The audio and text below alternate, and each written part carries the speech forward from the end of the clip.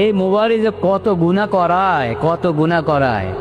যদি একা একা এই এক হাত এক বিগত লম্বা মোবাইল নিয়ে যে বসে একা একা দেখতে থাকেন, সব খালি ওয়াজে দেখেন নাকি? সব ওয়াজ দেখেন নাকি?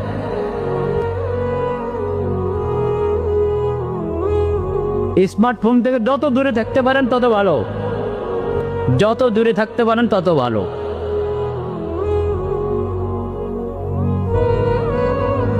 এটার ফিতনা অনেক কঠিন। ঘরের বড়দেরকে দেখলে ছোটদের হাতে দেয় কি যায় না, ছেলেদের হাতে থাকলে মেয়েদের হাতে দেয় কি যায় না, শ্বশুরের হাতে থাকলে বৌমার হাতে দেয় কি না যায়। পরে কি দশা হয়? ভাইদের হাতে থাকলে বোনের হাতও। এরপরে কি দশা হয় বলেন? বিভিন্ন সংসারে দামিটা হচ্ছে কিনা? হচ্ছে। তারপরও কেন আমরা সবক গ্রহণ করি না? এখান থেকে শিক্ষা গ্রহণ করি না কেন আমরা? যত দূরে থাকতে পারেন স্মার্টফোন থেকে তত ভালো, তত ভালো।